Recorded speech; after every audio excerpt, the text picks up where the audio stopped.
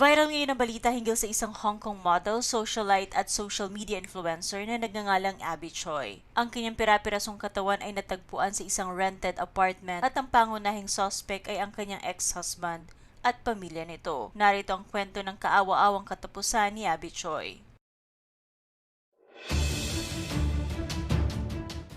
Ilang araw ring reported missing si Abby Choi at dahil sa agarang aksyon ng investigasyon ng Hong Kong Police na pagtagni-tagni ang tunay na nangyari sa influencer. Nasundan sa mga CCTV ang huling lugar na kanyang pinuntahan at kung sino ang huling taong kanyang nakausap at nakita. Napag-alaman na ang kanyang personal driver na kapatid rin ng kanyang ex-husband ang siyang huling kasama nito upang sunduin sana ang kanyang mga anak. Pero ayon sa investigasyon, hindi nakarating si Abby Choi sa paaralan na kinaroroonan ng kanyang mga anak.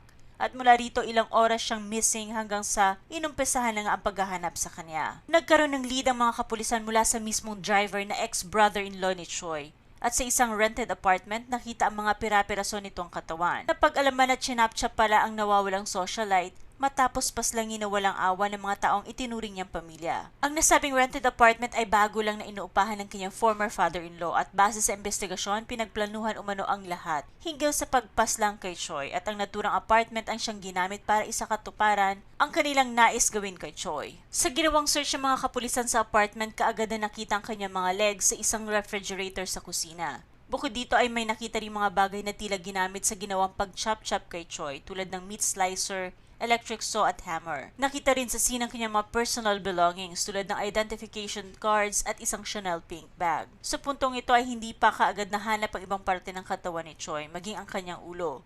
Pero sa patuloy na paghahanap ng mga investigador sa ibang bahagi ng katawan ni Choi, nadiskubre nila ang dalawang malaking kasirola.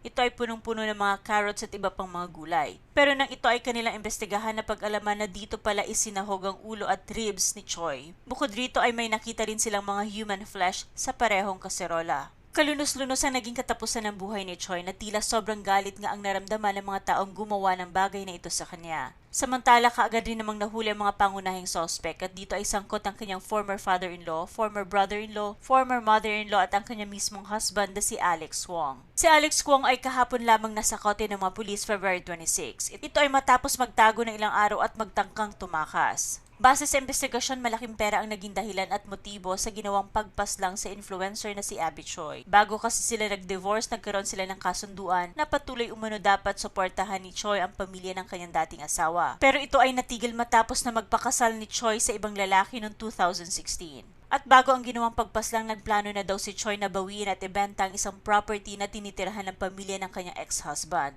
na nakapangalan din sa kanyang ex-father-in-law. Ang naturang property ay nagkakahalaga umano ng multi-million dollars. Hindi daw nagustuhan ng pamilya ng kanyang ex-husband at nagngit-ngit sa galit, kaya't umabot na nga sa pagplano ng pagkitil sa kanyang buhay. Sa ngayon ay patuloy pa rin ang investigasyon para sa iba pang mga detalye ng kinahantungan ng buhay ni Abby Choi.